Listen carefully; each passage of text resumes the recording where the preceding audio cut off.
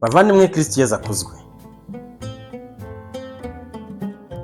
Uyu ni wa mwanya wo kubagezaho ubutumwa bwa nyina wa Jambo mu kwezi bwatanzwemo, tukaba tugeze ku kiganiro cya kabiri. Muri iki kiganiro turabagezaho ubutumwa bwa nyina wa Jambo bwatanzwe mu kwezi kwa gatanu 1983. Noneho hari itariki imwe, ni ubutumwa bwatanzwe ku itariki 21 z'ukwa gatanu 1983. Reka tubanze dusenge. Ngwino muhoza, ngwino tuyobore, ngwino Roho Mutagatifu, maze urasirize mw'ijuru ibishashi by'urumuri rwawe. Ngwino muhoza, ngwino tuyobore. Ndakuramutsa Mariya wujine muhorana n'Imana, wahebuje abagore bose umugisha, na Yezu umwana wabyaye arasingizwa. Mariya mutagatifu umubyeyi w'Imana, urajya udusabira tw'abanyabyaha kuri ubu n'igihe tuzapfira. Amina. Ku izina ry'Imana Data na Mwana na Roho Mutagatifu. Amina.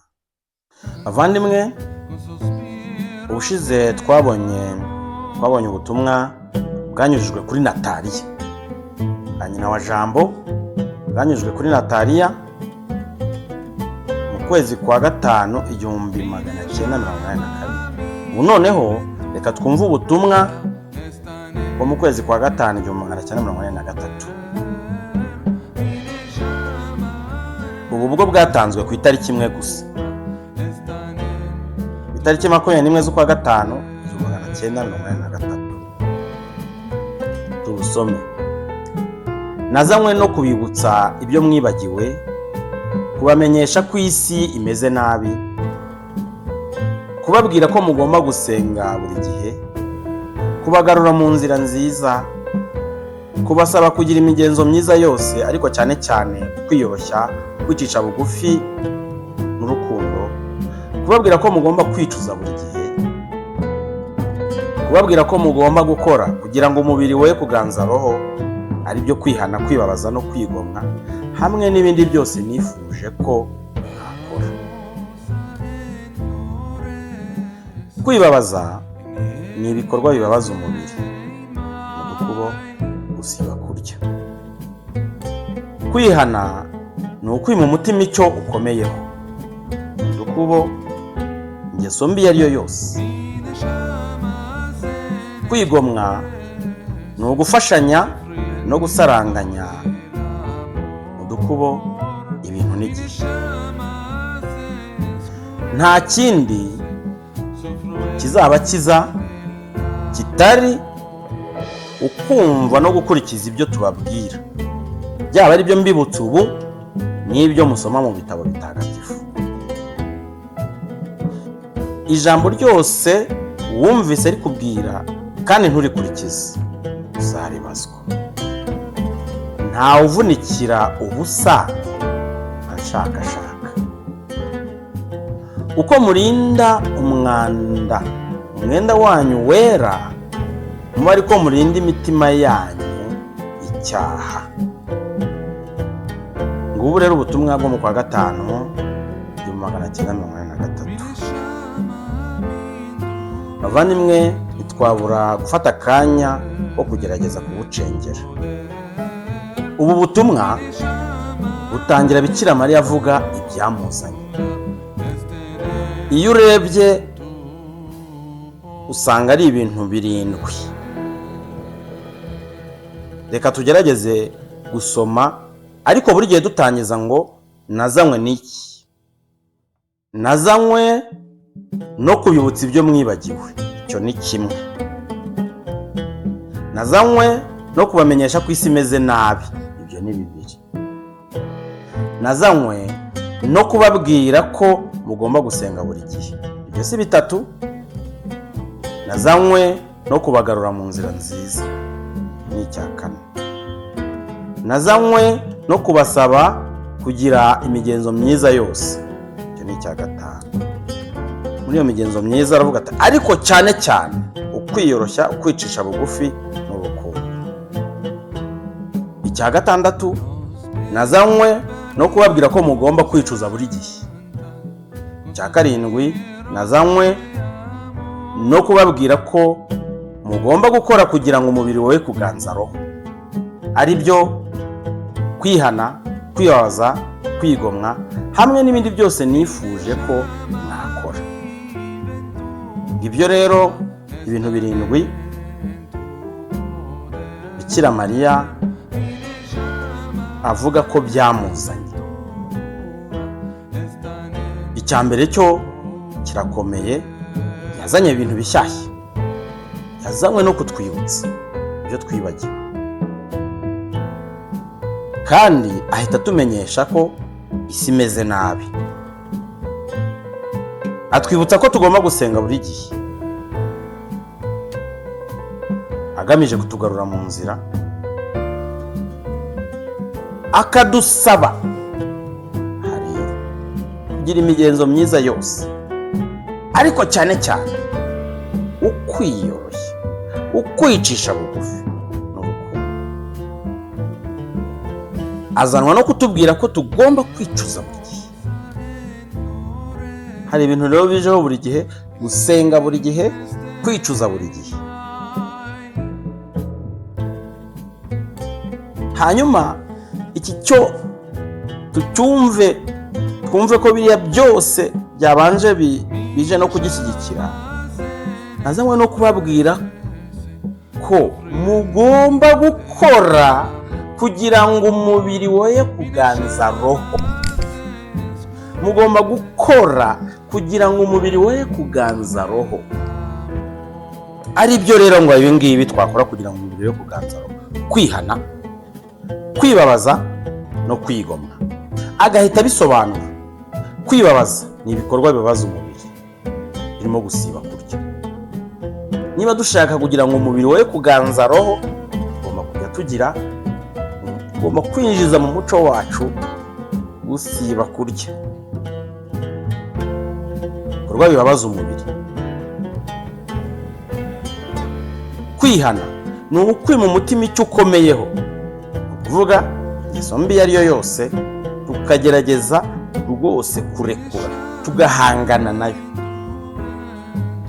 Kwigomwa ni ugufashanya no gusaranganya iki ati ibintu n'igihe biri mu dukubo.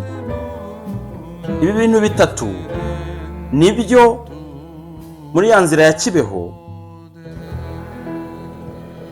bifata umwanya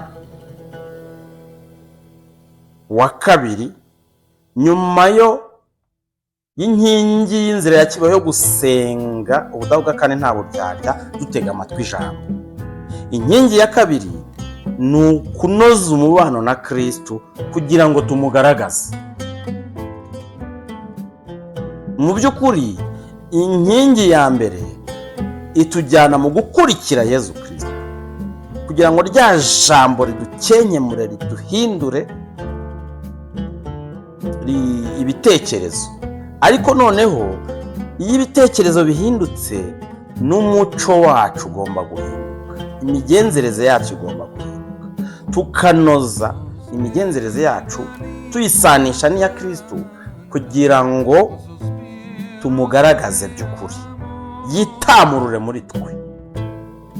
La 16, la prière, la 16, la joie dans la souffrance. Icya gatatu rero kikaba ibyishimo mu mibabaro. Iyi nkingi ya kabiri ya aseze, kunoza umubano na Kristo, ni inkingi ikomeye. Ni inkingi isaba ko inkingi ya mbere y'isengesho yatwinjije neza mu mugambi w'Imana, tukawugira uwacu. ijambo ry'Imana ryaducengejemo ibitekerezo biboneye, twumva neza icyatumye Kristo amanuka ava mu ijuru, twumva icyo ari cyo kuba umukristo, uko ari ugukomeza umurimo wa Kristo. Noneho rero turashaka kubigaragaza mu mibereho yacu. Inkingi ya gatatu, la joie dans la souffrance, kwishima mu mibabaro. Nuko hari ahantu niba inkingi ya kabiri duhura n'imibabaro twiyemeje, yaba byose akenshi turinonera.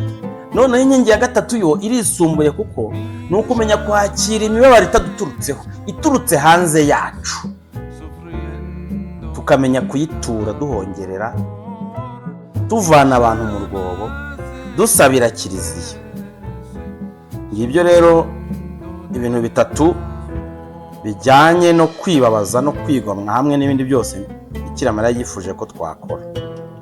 Hanyuma hano hari ijambo rikomeye ritarikomeza ngo nta kindi kizaba kiza kitari ukumva no gukurikiza ibyo tubabwira, byaba ari ibyo mbibutsa ubu n'ibyo musoma mu bitabo bitagatifu. Agahita yongera ngo ijambo ryose wumvise rikubwira kandi nturikurikize uzaribazwa. Iyi nteruro nge numva ijyana n'ibanza ngo nta kindi kizaba kiza kitari ukumva no gukurikiza ibyo tubabwira. Noneho rero twumve neza, niba ijambo ryose wumvise rikubwira kandi nturikurikize uzaribazwa, ukongera ukavuga ngo nta kindi kizaba kiza kitari ukumva no gukurikiza ibyo tubabwira, byaba ari ibyo mbibutsa ubu n'ibyo musoma mu bitabo bitagatifu. Bivuze iki? Bivuze yuko ibyo twahawe byose tugomba kubiha umwanya tukabyumva neza, kuko umunsi umwe tuzanyura imbere y'urukiko. Ko wabyumvise ukabyirengagiza cyangwa ntubiha agaciro, wabitewe n'iki? Waba umukristo usanzwe, waba umushumba, waba umupadiri, waba umurayiki cyangwa uwihaye Imana.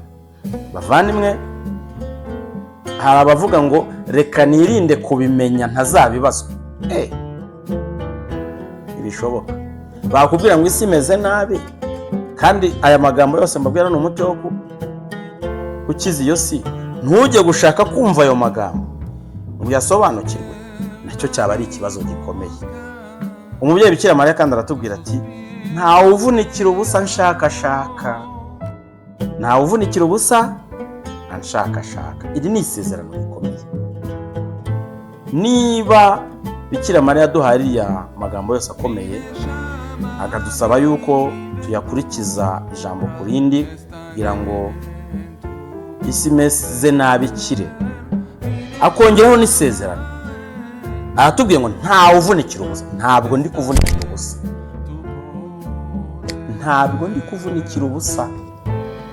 Wapi? Ntawe uvunikira ubusa nshakashaka, ntabwo uri kuvunikira ubusa utega amatwi iki kiganiro, ntabwo uri kuvunikira ubusa ugisangiza n'abandi ngo bacyumve bamenye ubu butumwa, ntabwo uri kuvunikira ubusa cyeye. Ngayo nguko rero dusaba umubyeyi kugira ngo atube hafi, inema ye iduherekeza, maze tuzabashe gukurikiza ibyo atubwira byose. Ntihazagira ijambo na rimwe mu byo yatubwiye tuzabazwa, ahubwo tunabazwa tuzatsinda ikizamini. Kristo Yesu akuzwe iteka ryose. Izina ry'Imana Data na Mwana na Roho Mutagatifu. Amina. Sinogenda nashimye.